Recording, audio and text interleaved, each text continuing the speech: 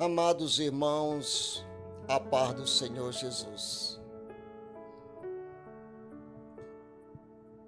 Nós estamos felizes, posso dizer nós, Porque afinal de contas, nós somos filhos de Deus e como filho de Deus, nós somos, na verdade, felizes. Hoje eu louvo a Deus porque o Senhor tem sido grandiosamente meu amigo,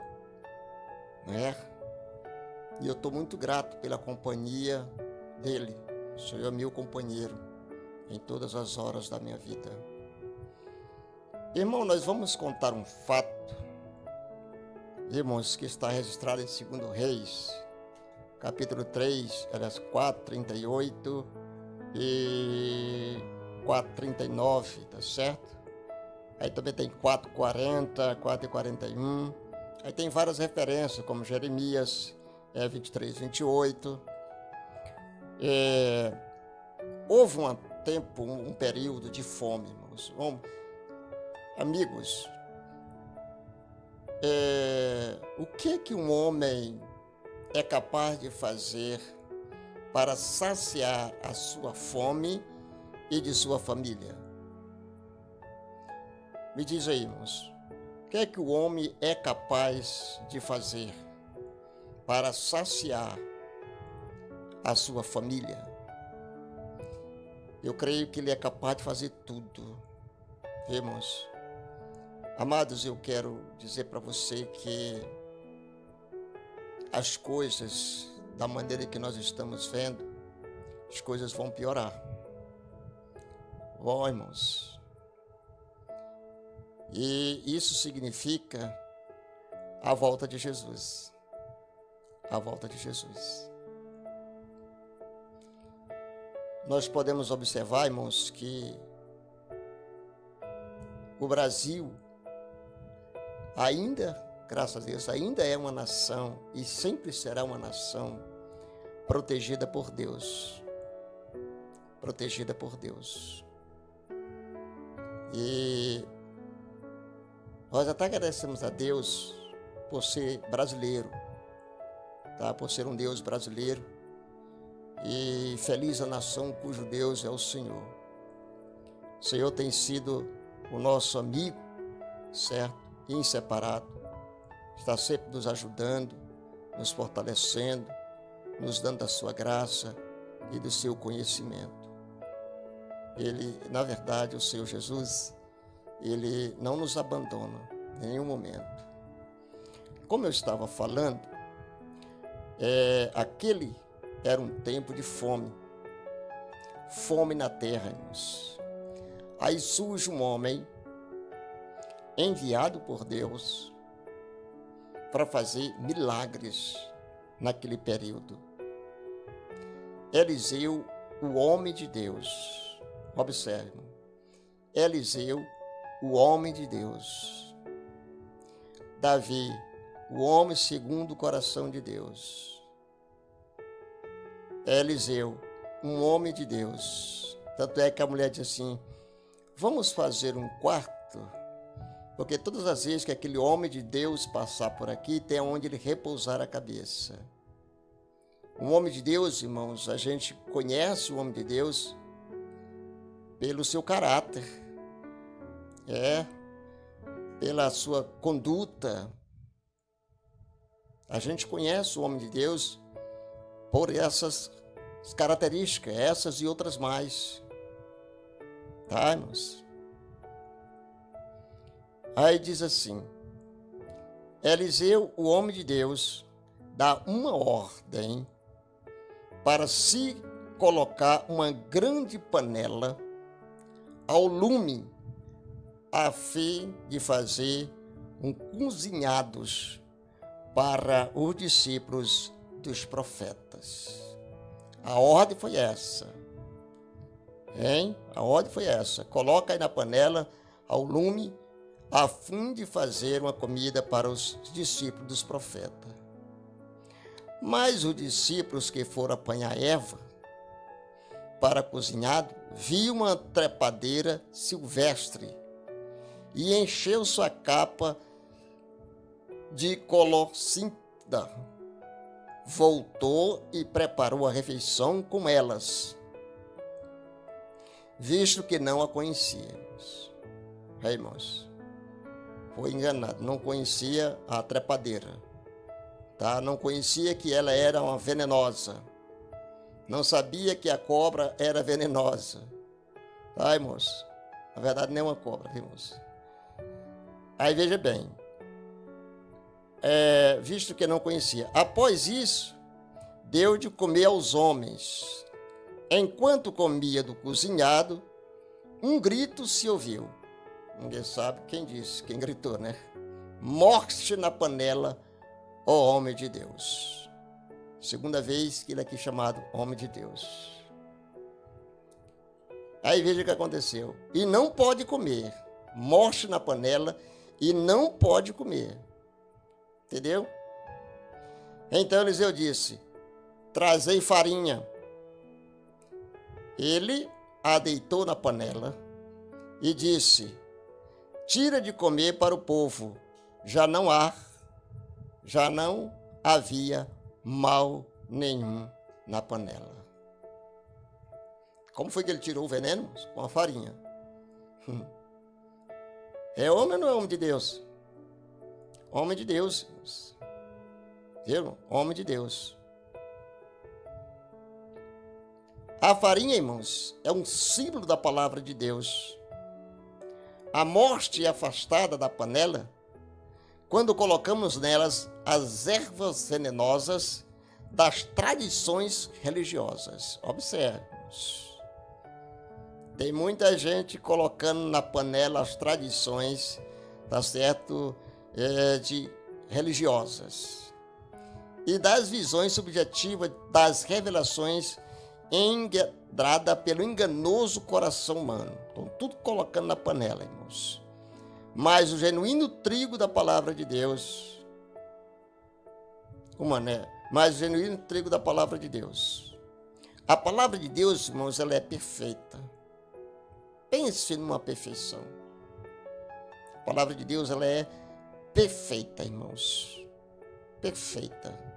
Ela não é só perfeita, ela é fiel, ela é reta, pura e límpida. Essa é a palavra do Senhor Jesus. Sabe o que ela faz, irmão, a palavra de Deus? Ela tem o poder, irmãos, a palavra de Deus, ela é o que, irmãos? Ela restaura a alma, dá sabedoria aos simples, alega o coração e ilumina os olhos. É por isso que você está cego. É por isso que você está cego. Tá, irmãos? Olha o que ela é, irmãos. Ela restaura a alma. Como está a sua alma agora, irmãos? Irmãos? A palavra de Deus restaura. É necessário que você leia a palavra de Deus para restaurar a sua alma. Ela dá sabedoria aos simples. Seja simples e tenha sabedoria da palavra de Deus. Alegra o coração. Está triste o teu coração? Tá, irmãos? Pois leia a palavra. Seu coração vai ficar alegre e ele vai agradecer. Irmãos, e ilumina os olhos. As pessoas hoje estão cegos. Jesus disse certa vez: deixa os cegos guiar os cegos. Viu? A palavra de Deus, mas ela é saborosa. Oh, mas tem um sabor gostoso, irmãos. É mais nutritivo do que qualquer excelente dos alimentos. Qual é o alimento mais nutritivo que se tem no mercado? Pois a palavra de Deus supera. Tá, irmãos? Ela supera. É excelente a palavra do Senhor Jesus. Irmãos. Ela é mais doce que o mel e os destilados favos. Jesus disse que devemos viver não apenas de pão. Não é verdade? Não podemos viver só de pão. Ele disse, não só de pão, viverá o homem. Entendeu? Mas de toda a palavra que procede da boca de Deus. Quer dizer, toda a Escritura Sagrada. Você quer se alimentar? Você quer ficar bem nutrido mesmo? Quer ficar revestido? Irmãos, então estude a palavra, viva a palavra, pregue a palavra, entendeu? Pois é, irmãos. Jesus disse que devemos viver não apenas de pão, mas de toda palavra que procede da boca de Deus. A palavra, ela é o quê? É a verdade. A palavra é a verdade. Ela é o espírito de vida, irmãos. A palavra de Deus é a verdade e também ela é o espírito de vida. É por meio da observação ou da observância da palavra que um jovem pode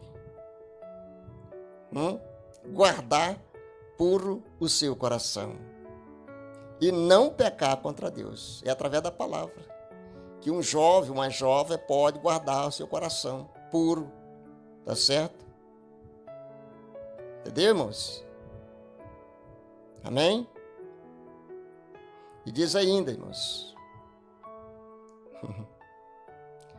é por meio da palavra que somos, irmãos, vivificados. Quer ter vida? Leia a palavra, estude a palavra, viva pela palavra. Entendeu, irmãos?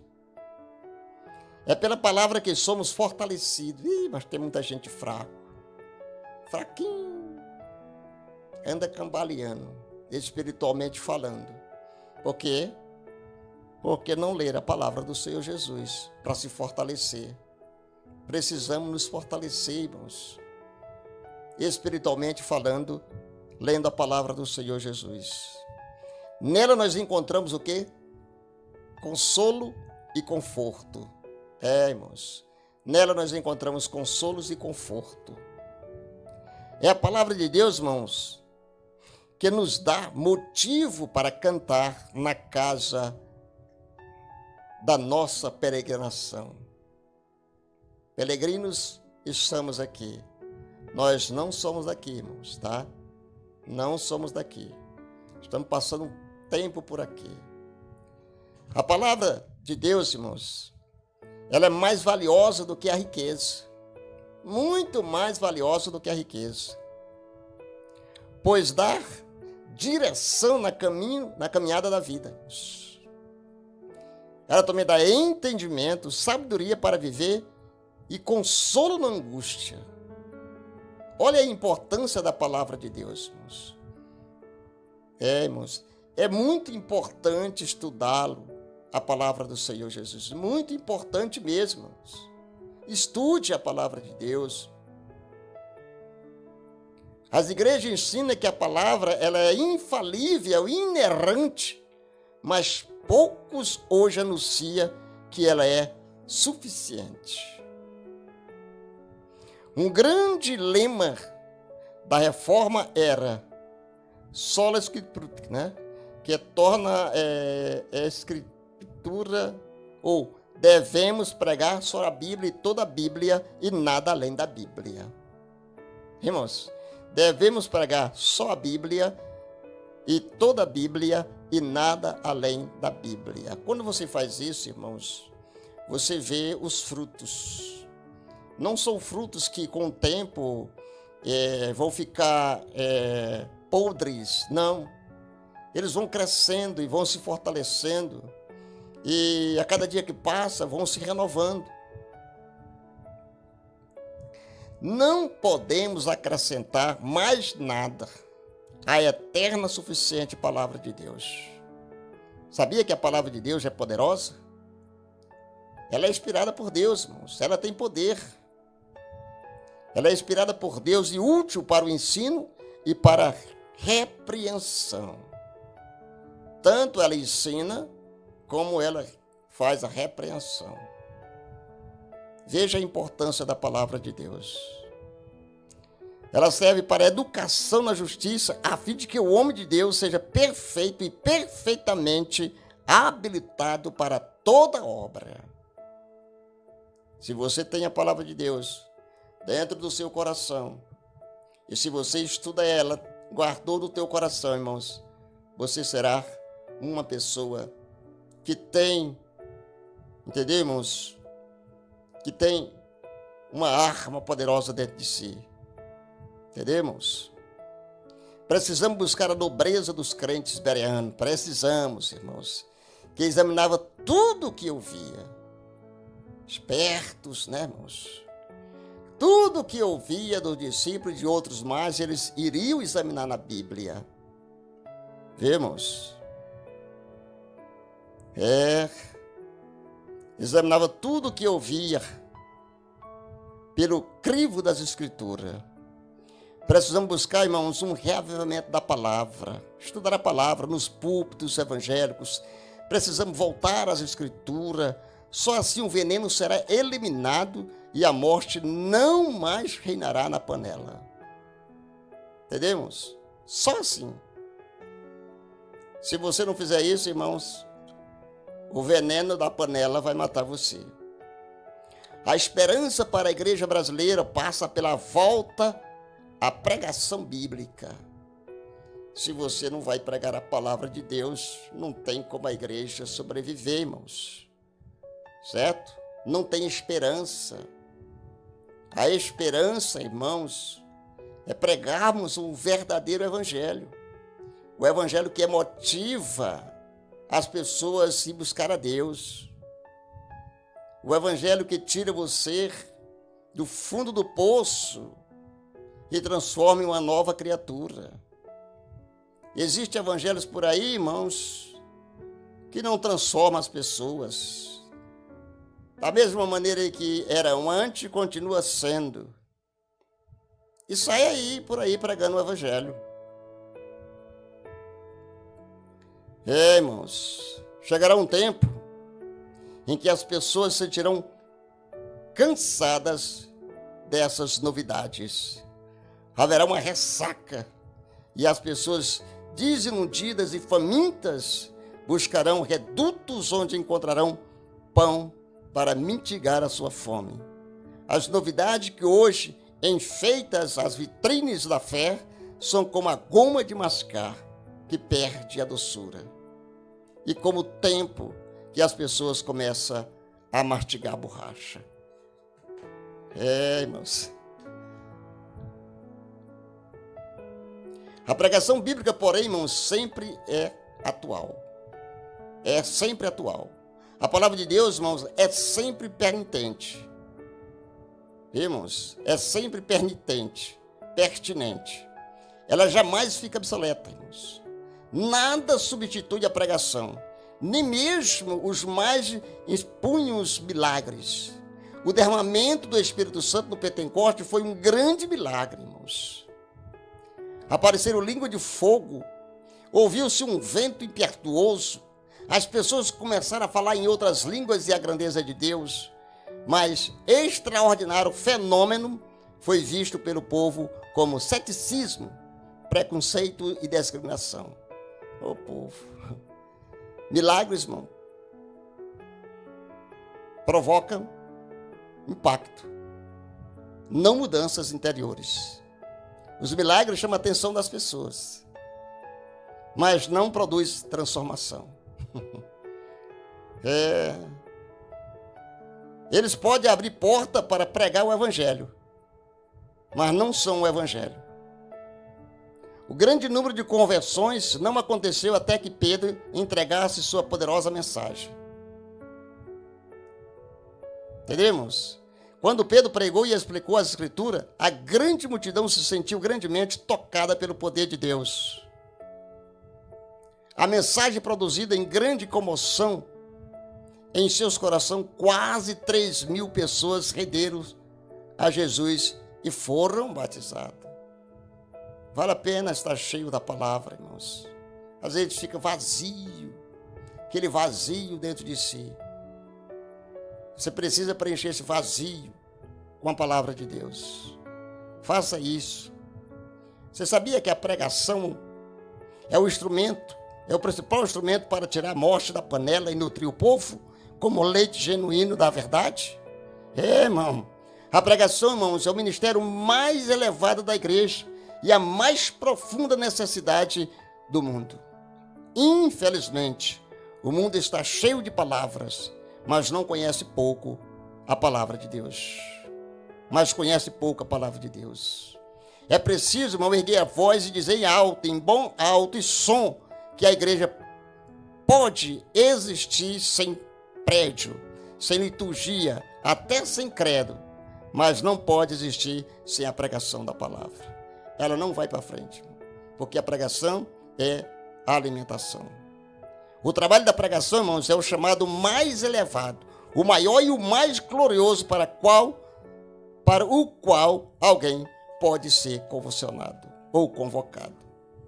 A necessidade, irmãos, surge.